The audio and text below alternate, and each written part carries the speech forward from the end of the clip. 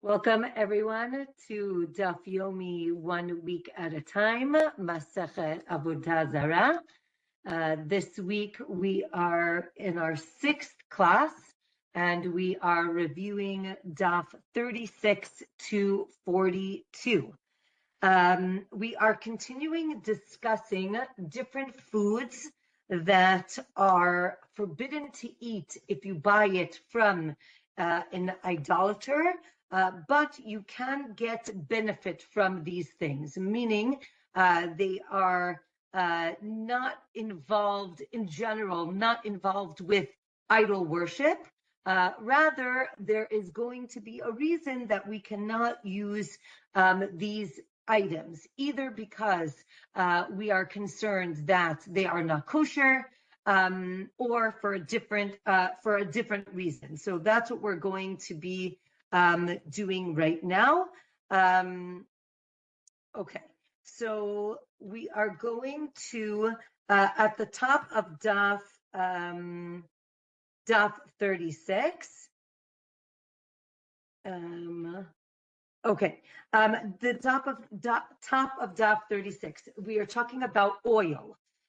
So the Gemara talks about that we're not allowed to take olive oil. We're not allowed to take oil from a non-Jew. Again, as I said, non-Jew means idolater. Where do we learn this from? So we actually learn it from Daniel. Daniel was a prophet, and he decreed that it is forbidden to use oil from idolaters because the vessels that it was held in would secrete impure oil, or maybe the vessels would secrete non-kosher food, meaning that there was not kosher food in the vessels beforehand, and it would secrete into the oil the flavor of the non-kosher food. Okay, Rabbi Yehuda says it's actually okay, because even if the vessel was used for not kosher previously, what's in the vessel now, or whatever was absorbed, is already what we would call spoiled, and therefore when it gives back that flavor, the flavor is spoiled, right? The word in Hebrew is ta'am lifgam. The flavor that is going to be imparted by these vessels, even if it's from non-kosher food, it's not the food anymore. It's just the flavor, and the flavor is already bad. It's spoiled. So that doesn't count as making something not kosher, and therefore it would be okay. Daniel, so now since we mentioned Daniel, so the Gemara explains that Daniel decided not to eat. If you remember, or if you're familiar, Daniel lived with in Bavel, and he lived in the palace, and they would feed him food, and he refused to eat from the non-kosher food. He also said that he wasn't going to drink their wine or their oil. So that's how we see, and then the Gemara interprets this as not only for himself, but also for the Jewish people. He decreed that you cannot have not only wine, as we saw last week, but also oil from a non-Jew. Bread, oil, wine. So the Gemara says, bread, oil, wine, and the daughters are of the 18 things that they decreed between Hillel and Shammai, and it wasn't actually from Daniel. It was actually later. So the Gemara says, no, actually Daniel did decree this, but Hillel and Shammai also agreed with it, or extended the decree to the field and not only in the city. Okay, what does it mean, daughters of non-Jews? So we say that the daughters of non-Jews are considered impure from the sense of nida, from menstruation, but they're considered nidot from birth, even though obviously they don't have their periods that early. But what the rabbis were trying to do was preventing having relations with these non-Jewish women.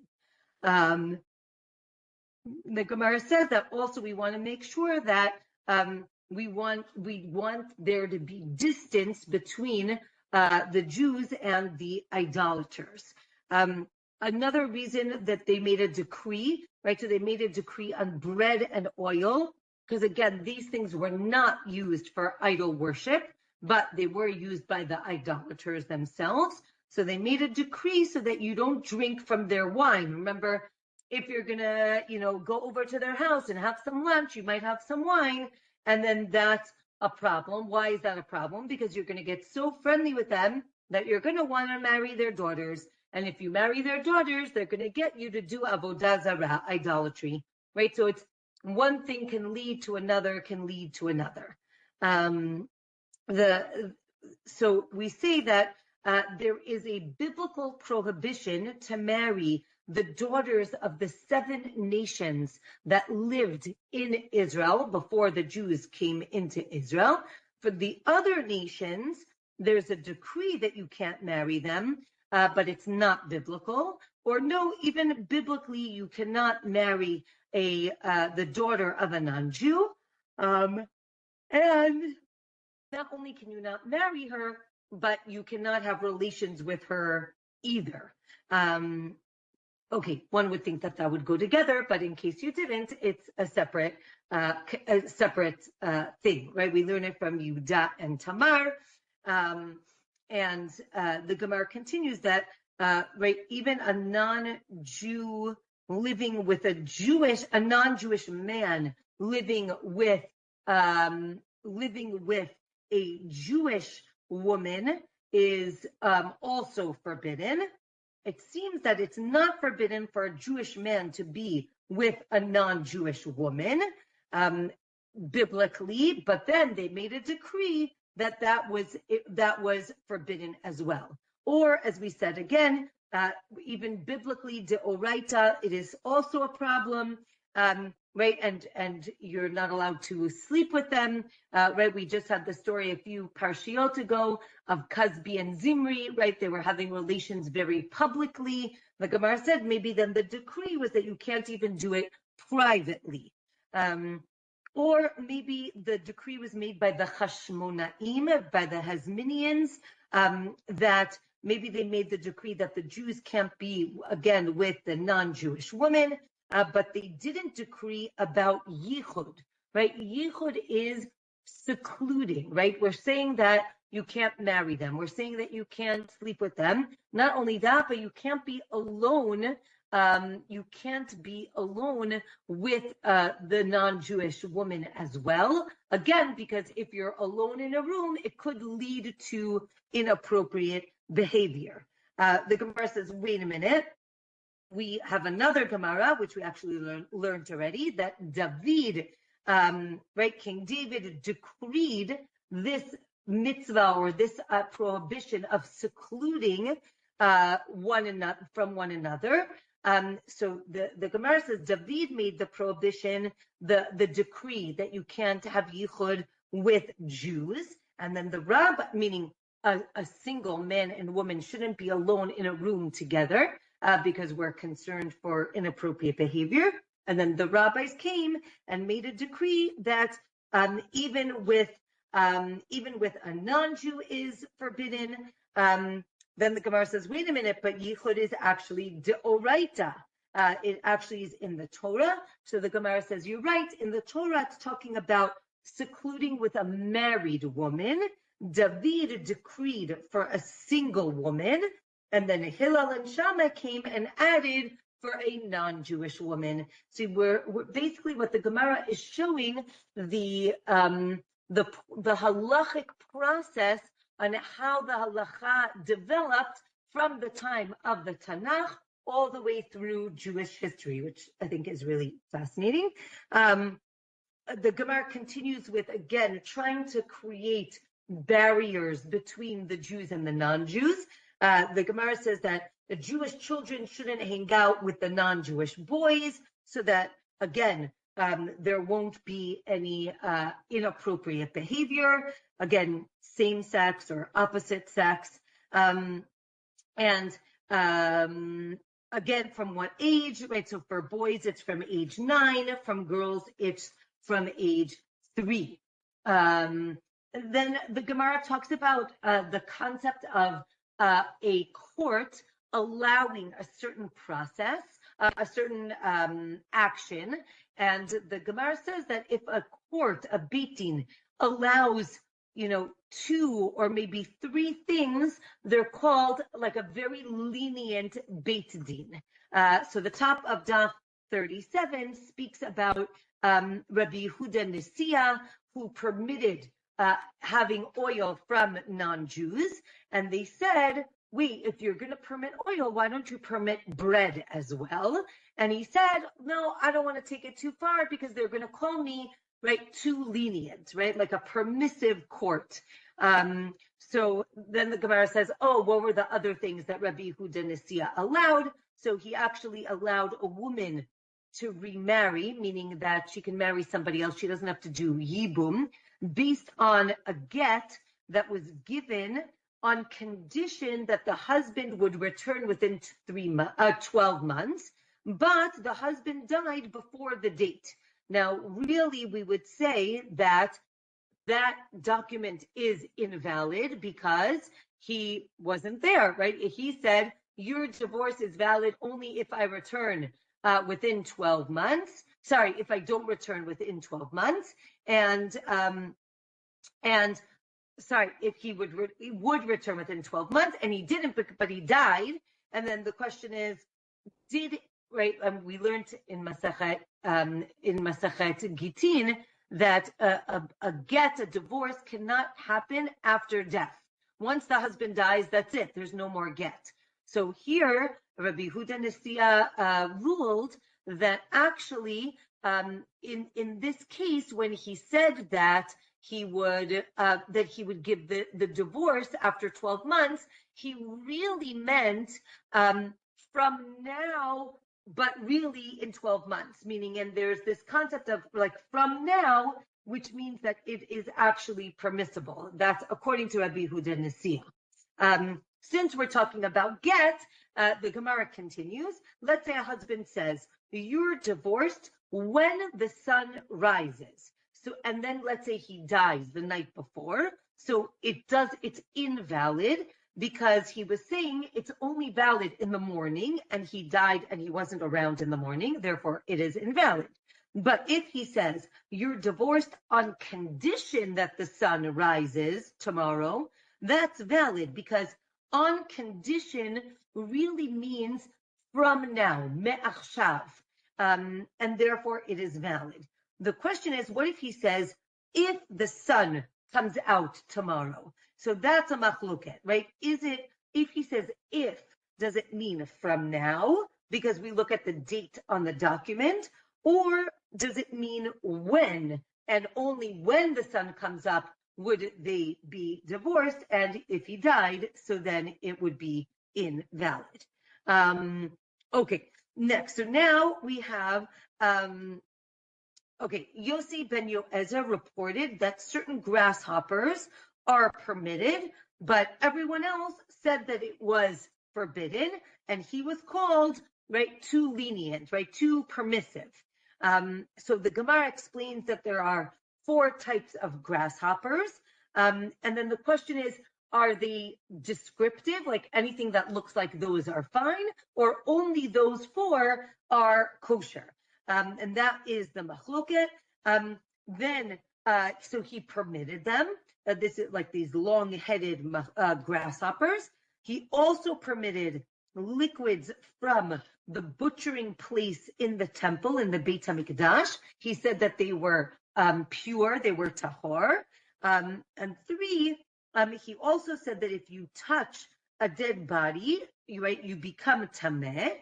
But he is but wait a minute, isn't it already, we know that if you touched a dead body, you'd be tameh. So the Gemara says, no, the case is actually, biblically, deoraita, if Reuven touches a dead body, and then Shimon touches Reuven, so then Shimon is pure, is tahor. And Rabbanan said, no. Shimon is also impure.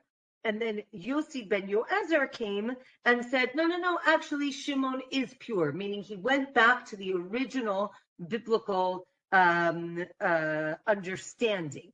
So the Gemara says, also this could be talking about if they're touching at the same time, or maybe one after the other, and if it would be, if that would be the case. Another option is that he allowed, when we have a doubt about impurity in the public domain, so he said that it is permissible, but the Gemara says, wait a minute, we already know that it's permissible. So the Gemara says, you're right. It is a halacha Moshe Sinai. It's a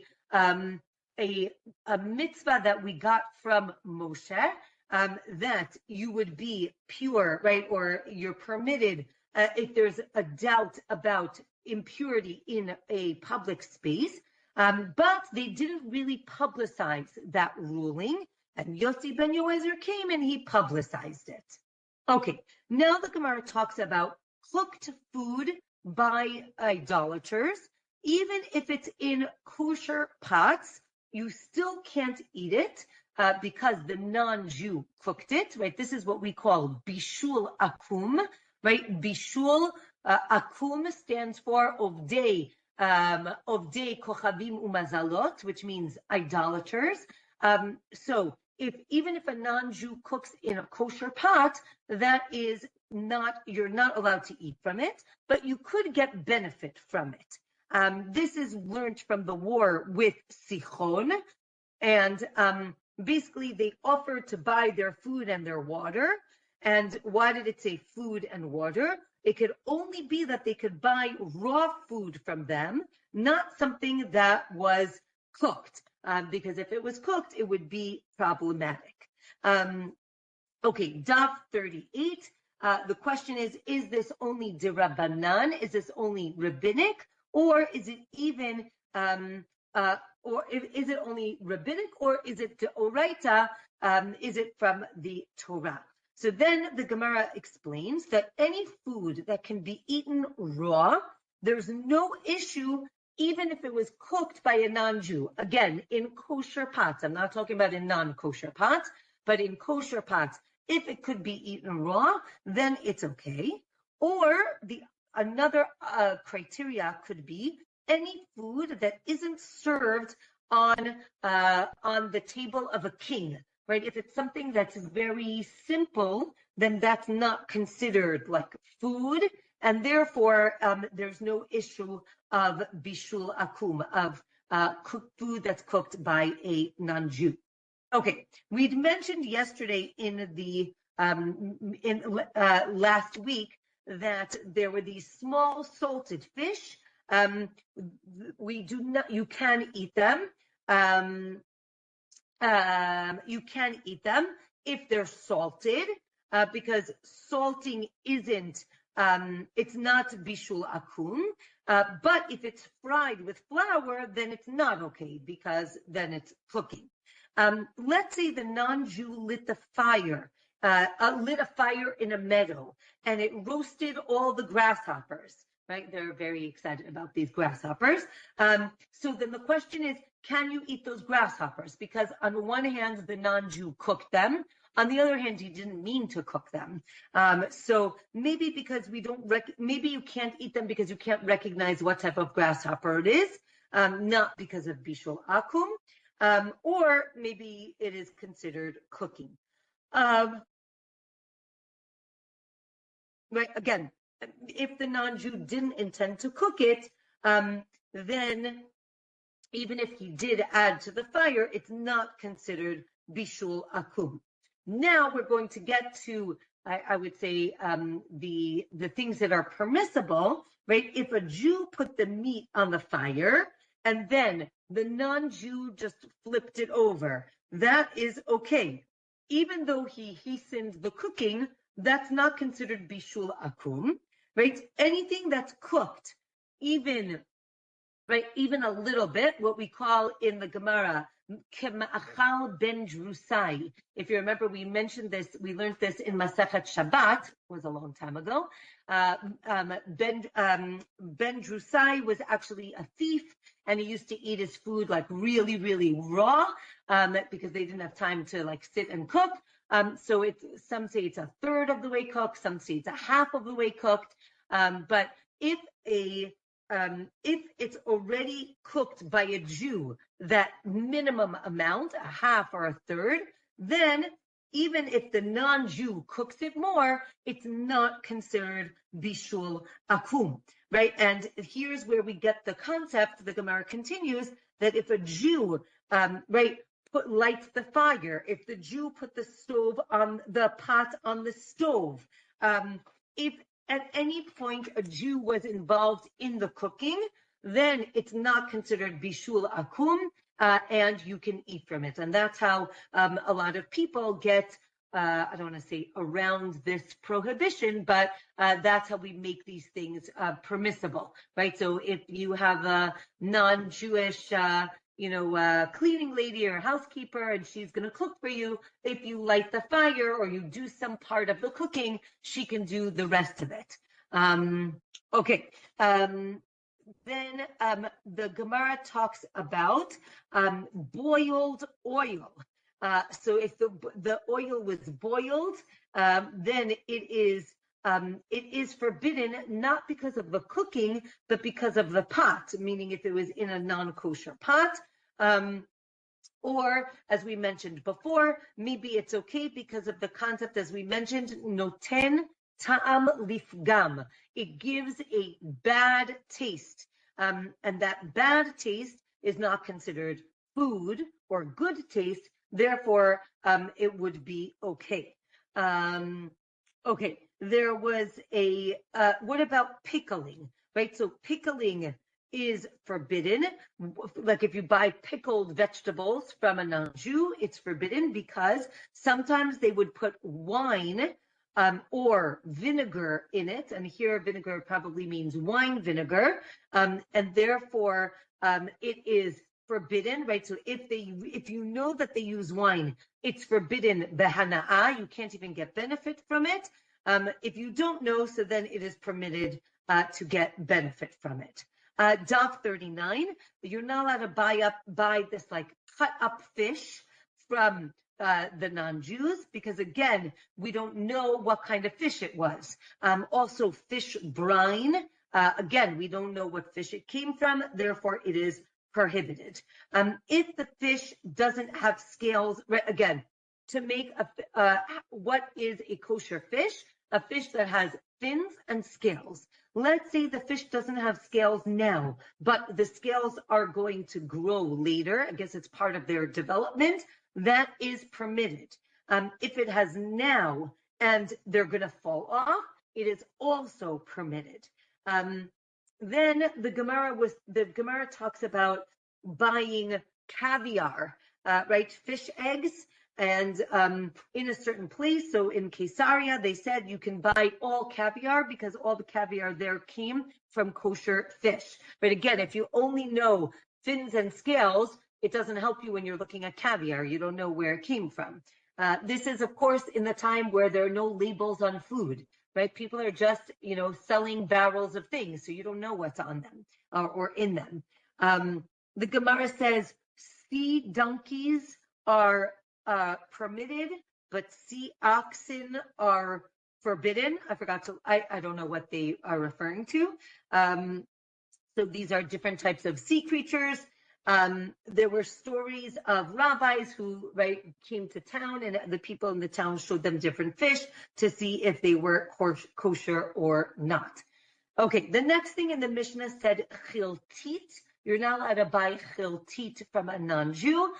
This was some sort of sharp vegetable, sharp in the sense of what we call harif in terms of like an onion or garlic. Maybe spicy is the word I'm looking for.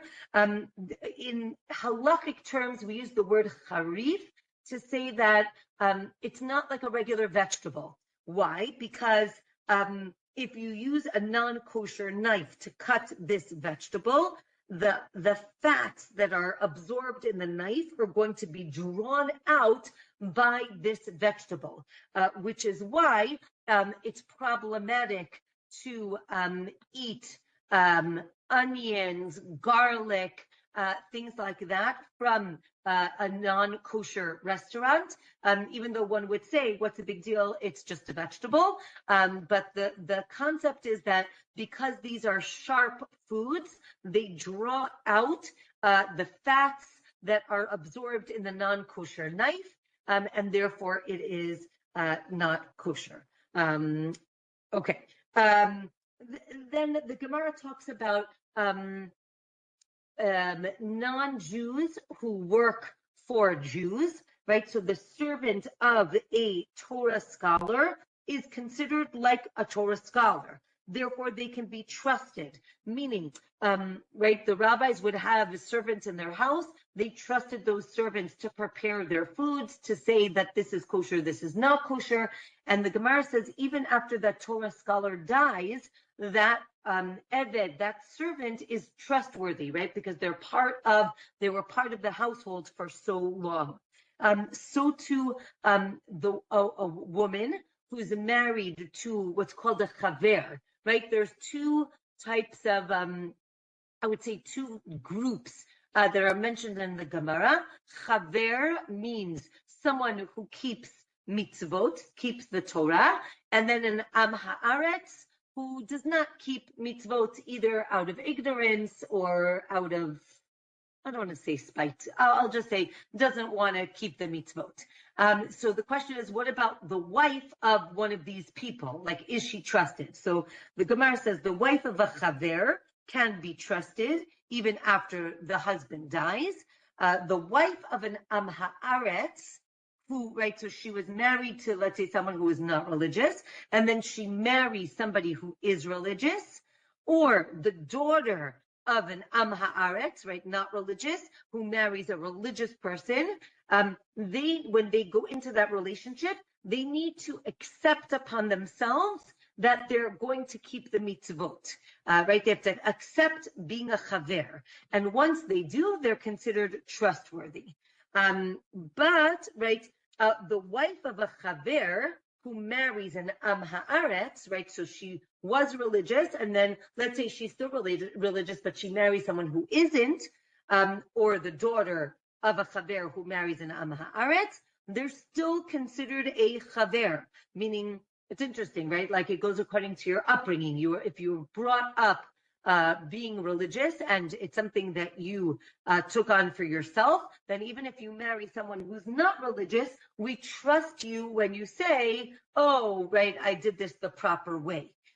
Or another opinion is, no, they need to accept chaverut again, right? They have to say that they are going to keep the mitzvot.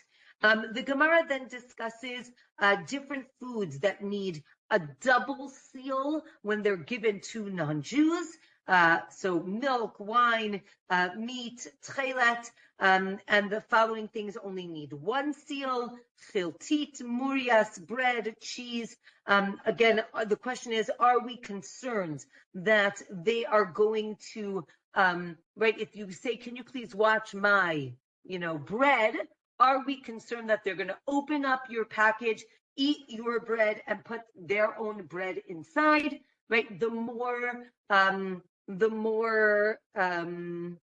expensive the item, maybe less, we're less concerned, and the Gemara discusses where we are concerned about these things. Okay, the next Mishnah on Daf 39 tells us that the following foods are mutar, right? So we did asur because of idolatry and you can't get benefit. We said asur to eat, but can get benefit. And now totally mutar. What are these things? Milk from a non-Jew, but a Jew was watching him. This is what we call with a mashgiach or hashgacha, right? Somebody watched the non-Jew milk, and therefore you know that it's only from a cow, right? Some people think, oh, it's because the rabbi blesses the milk. The rabbi doesn't need to bless the milk. We just need to make sure that it's from a kosher animal, right? Honey and grapes, even if they're dripping wet, they do not become, that you buy from a non-Jew, they do not become susceptible to impurity. Pickled foods that don't have wine, remember we said sometimes they had wine in it. If you know for sure they do not have wine in it, then it's okay. Whole fish, olives, and certain types of grasshoppers. So now the Gemara explains, again, as long as the Jew is watching the non-Jew milk the cow, then it's okay. Even if there are non-kosher animals in the flock. It could be that, let's say, if the Jew stands up, he can see the non-Jew, but if he sits, he can't see them. That's okay, because the non-Jew is going to be afraid to try any tricks, because he knows at any moment the Jew can stand up and see him. And this is actually the source for the concept of what's called in Hebrew Yotze v'nichnas, a mashgiach, what's the word? Mashgiach, supervisor, someone who is supervising that the kitchen is kosher. So one opinion is that the supervisor, the mashgiach, needs to be there all the time. Another opinion is that you can do what's called yotze v'nichnas. You say, hey, I'm your supervisor, I'm the mashgiach, and I'll be around sometime today, right? And you don't tell them when, and they don't know when you're coming. So because they're constantly, oh, maybe he's coming now, maybe he's coming now, they're not going to do anything, put in non-kosher food when they're not allowed to, and therefore that is enough, and that is seen as a good hashgacha. Honey is kosher. Why? Because you can't mix wine into it. Remember, wine is what we're really concerned about, because that's what they used for idolatry. So you can't mix wine with honey. It would make the honey bad, and therefore it's not a problem. We're not concerned that it's for cooking, like bishul akum, because it can be eaten raw. So then even if they heated it up, it is not a problem. Okay, we said you can buy a whole fish from the fishmonger because you can recognize the fish. What does it mean, a whole fish? So one opinion is you need to be able to see the head and the spine, or maybe you need the head or the spine, right? A kosher fish, you need to be able to see the scales and the fins. But if you see the head and you can recognize what type of fish it is, so then that would be enough.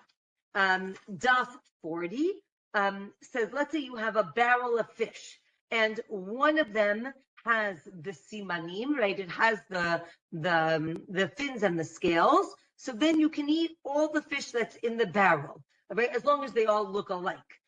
Because the idea is that they would put all of the same fish in the same barrel. One rabbi actually said that you can eat all the fish in the fishing boat because of this idea. Another said, no, don't, that's a little bit too much. Okay, now speaking about caviar. So I don't know enough about caviar, but first the Gemara says that only kosher fish have lay eggs, therefore all caviar is kosher. That's not true. The Gemara says, wait a minute, no, that's also not true, right? Also non-kosher fish do lay eggs, but it hatches already inside the fish, and like the fish kind of gives birth to fish instead of eggs. If someone wants to Google that, let me know if that's true. Then the Gemara talks about the signs of what is a kosher egg, like from a bird. So it has to be elliptical, meaning one side is round and one side is pointed. That's how you know that an egg is kosher. If it's totally round, it is not kosher. But again, don't forget, right? In those days, things are not labeled. So you go to the shuk and there are eggs. How do you know where they came from? So the Gemara gives us ways to know. Another is if the yolk is on the outside and the white is on the inside, that's not kosher.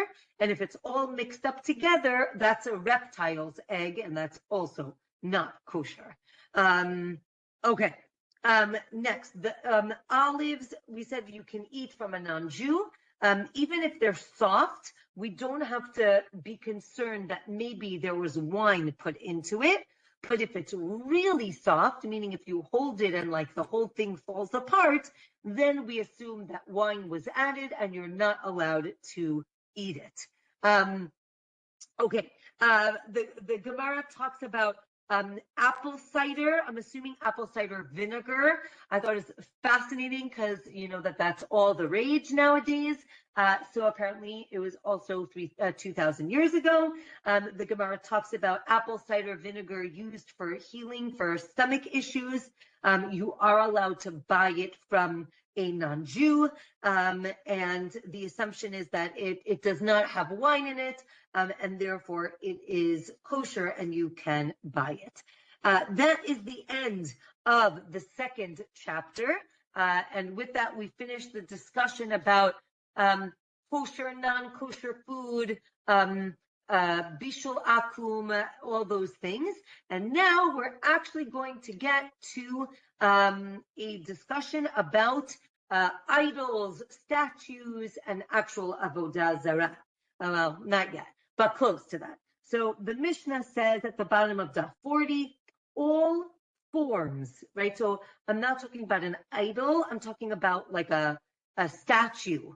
Right, so all forms, if I don't know if they were worshipped, they are still forbidden to get any, benefit from, or because the Mishnah says they were worshipped at least once a year, or they are permitted because they're permitted unless they have a staff or a bird or a ball in their hand.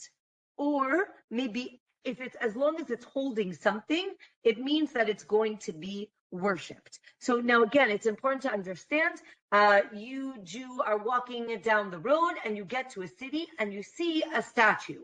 Now, you don't know who the statue is. You don't know, right? It could be Zeus. It could also be the governor. So because you don't know, that's why our Mishnah is having this discussion. So the Gemara explains, Rabbi Meir suspects for the minority.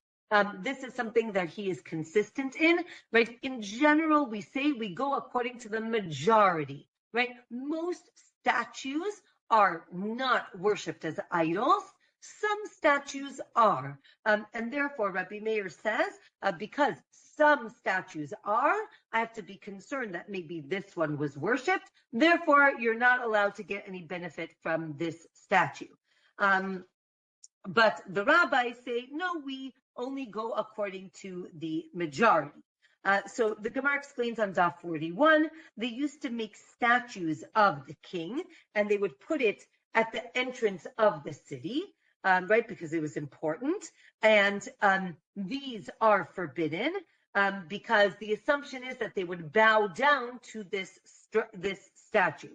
There's a machloket at the entrance to a village, or maybe at the entrance to the big city, it's okay, because we assume it's just for beauty, right? Anyone who's ever gone to major European cities, but right, Rome, there's statues all over, not necessarily things that were worshipped. They're just pretty, right? But if it's in a village, maybe we should assume for sure it's an idol, right? Because they don't have enough money to make just pretty statues.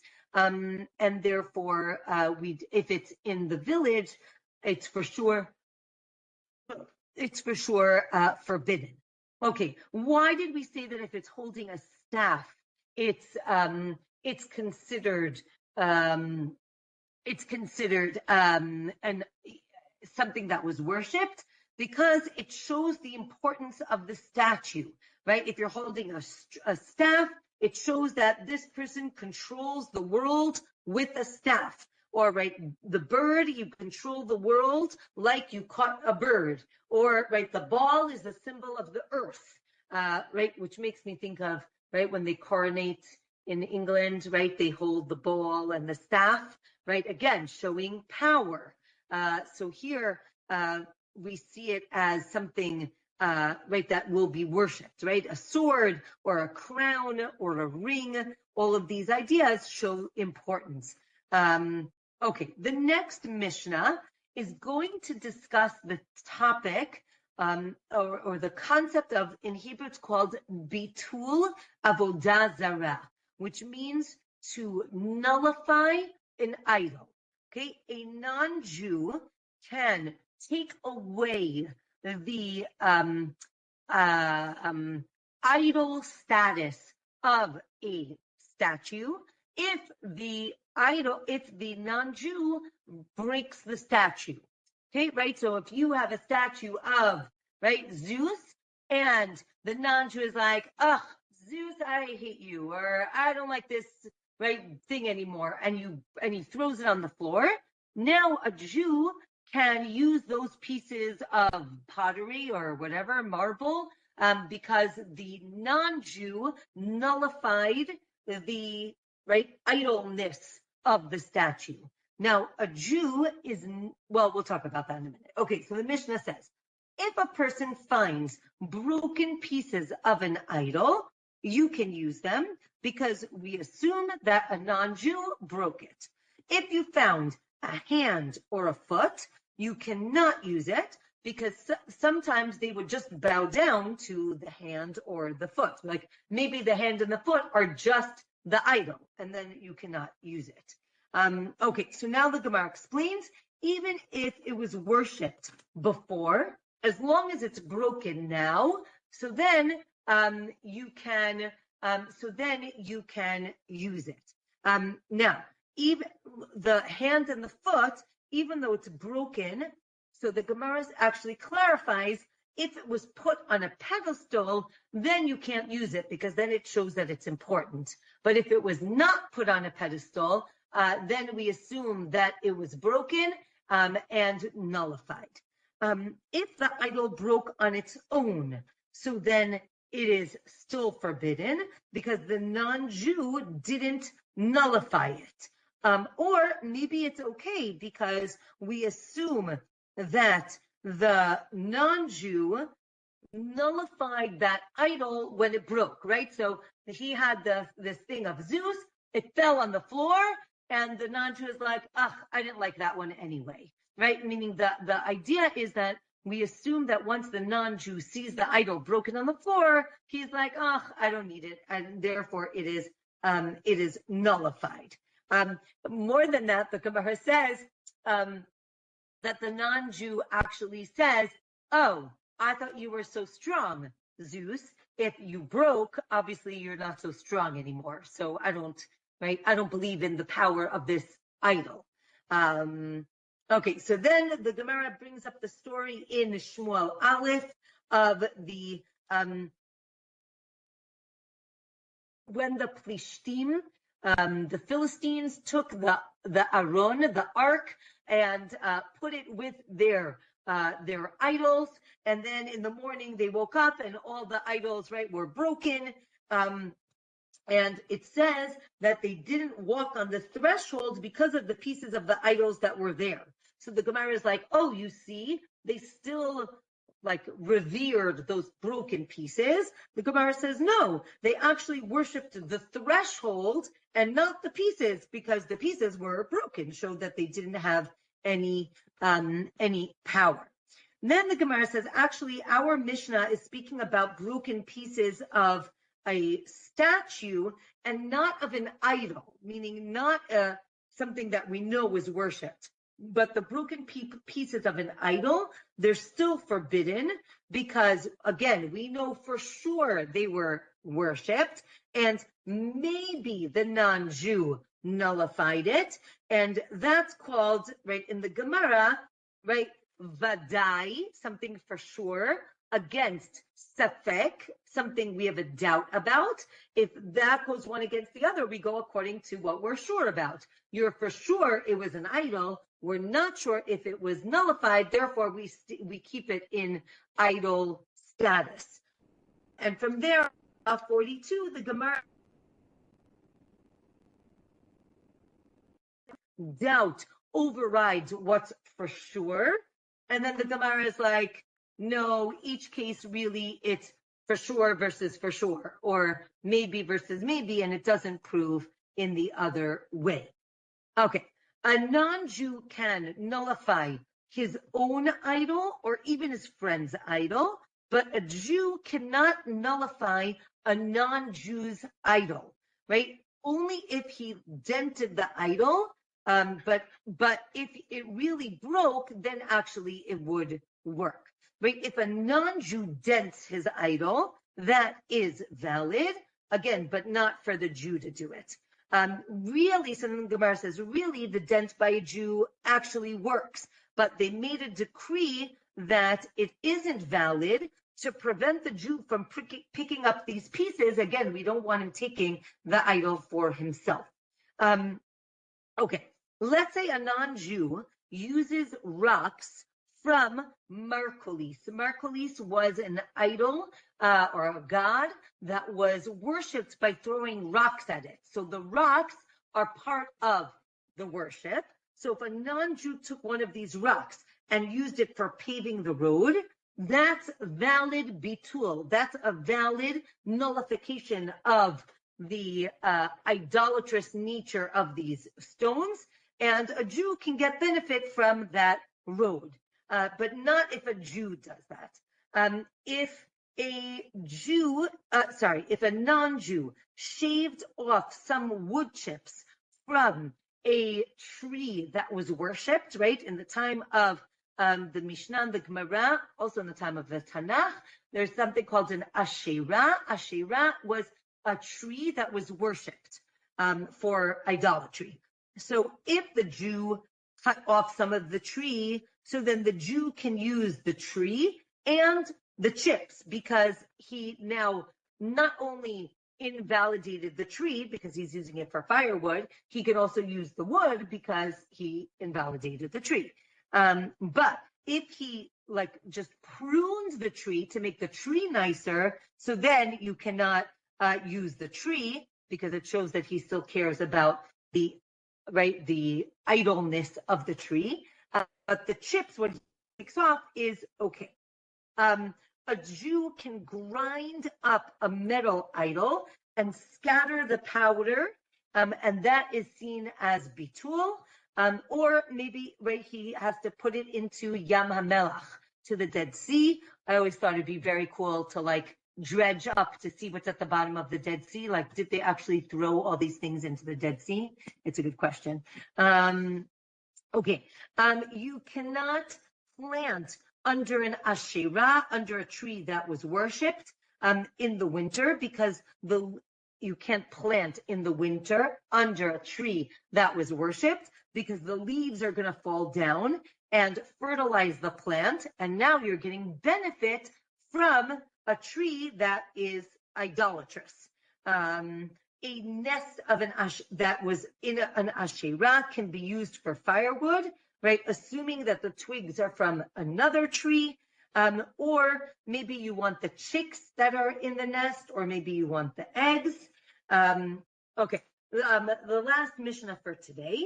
Let's say you find a utensil with pictures around it, or engraved on them, of a sun or a moon or a dragon. We assume that this was used for idolatry, and you have to throw it into Yam HaMelach, or only if they are dignified utensils.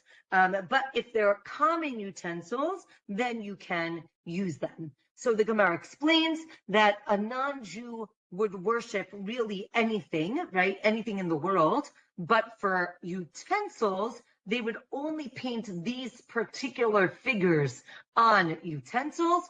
Other pictures were just ornaments and not seen as idolatrous, right? So constellations are okay, just not the sun and the moon. faces are okay, just not the face of man, and images are okay, just not the image of a dragon. And if you find it already on the utensil, but right, you can't, right? So, all these things are okay if you find them on a utensil, but you can't put them on a utensil. Also, maybe problematic is a nursing woman, right? Again, they had a lot of like fertility gods. So that would also be problematic if you found that on a vessel. Okay, with that, we finished this week's daf. And I see we have a few more minutes. So if anybody has any questions, I'm happy to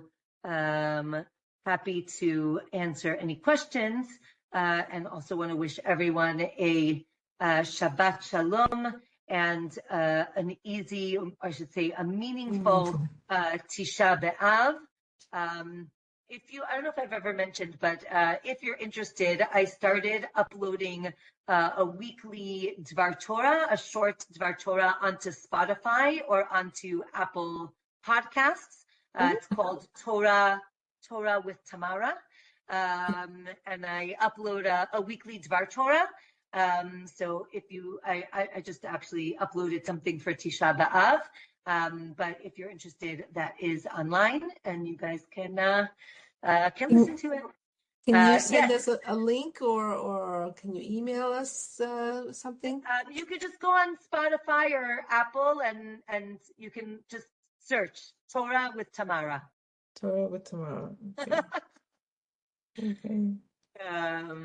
Yeah. Questions, comments? Idols? Yes, when you do a sequel and you're adding to your Torah, then you can do tomorrow's Torah with Tamara. Oh, I like that. Nice. Okay. That's nice. Talk about tongue twisters. Excellent. Okay. So what I wrote in the chat was when you had said about not marrying. Well, you said about not being alone with a non-Jewish woman. Yeah. And then I was thinking about the fact that Ammoni and Moavi, but not on, they were not allowed to marry them, but you're allowed to marry the women. So yeah, but and that mitzvah is about conversion. Yeah, conversion. Here we're talking about idolatry. We're talking about intermarriage. Yeah. So yes, and right. So it just popped into my head. So I wrote it. So yeah. And also there's just so much study going on, and the Torah portion that we just finished with the war against the Midianites and the women and children, both boys and girls, being saved. There's so many questions about that. Moses was very upset. This is not the instruction I gave you.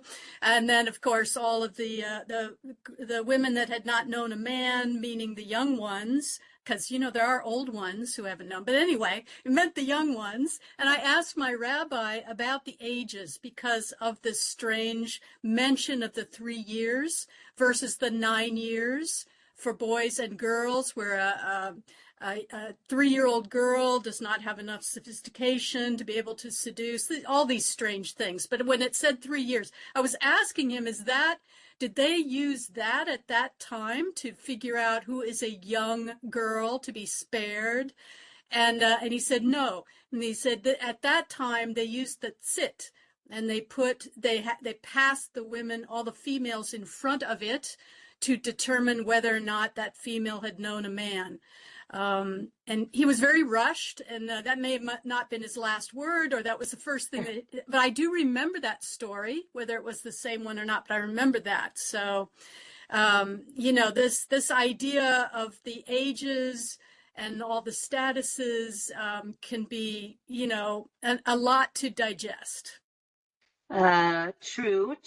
I think that there's a lot to say about this. First of all, I think ages in the time of the Torah and the Mishnah and the Gemara it doesn't jive with our modern sensitivities, right? So if we're talking about girls getting married at 10, 11, 12, to us, it's like crazy in those days, right? If you were living till only, right, 30, 40, 50, you kind of had to get a move on. So when the Gemara talks about 3 and 9, it's talking about if those children have relations, right? If under 3, it would, right? Again, to modern ears, it sounds horrible. So I'm just going to, right? So if someone had relations with a girl who is under 3, that girl is still considered a virgin when she grows up.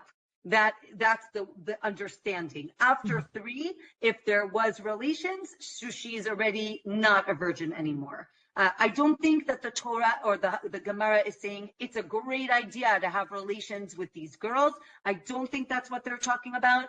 But I think they were just trying to determine certain things. Also, vice versa, that for a boy, right, if the boy is under 9 and he has relations, it's not considered actually having relations, right, with anybody. Only from 9 and up is it considered like he's not a man and he's still not an adult, but I guess he's developed enough that it's considered relations. It's not, I don't think it's so much about da'at, like in terms of like understanding. I think it's more about like anatomically. Again, in the time of the I thought it was da'at. I thought it was understanding. No, because no one's going to say that a girl who's 3 has da'at. I think it's anatomically. I think they're saying that like the hymen kind of regenerates or whatever. I don't think it's about that. I think it's anatomical. Because we have other discussions about children and da'at, right? When we recently, we talked about like, can a child be kuneh something, right? Can a child do business dealings? Remember? And we said that if the child is smart, right? If they're smart enough to understand what's going on, then their business deal works. So I think this is a little bit different, but I'm not 100% sure. That's just the feeling I get. And as you said, like sensitivities aside, I think they're just trying to make certain delineations, but I don't think this is a moral conversation. So yeah. It's not a recommendation. No. Yes, exactly. Yeah. All right. On that note, have a meaningful fast, and we should be zocha to have Mashiach come quickly, keherifying, like a blink of an eye, yes, even today. Amen. I'm ready. Absolutely. Yes. I am ready. Okay. Wishing everyone Shabbat Shalom. See you next week, Bezrat Hashem, same day and time. Thank you. Take care. Bye-bye. Thank you. Thank you.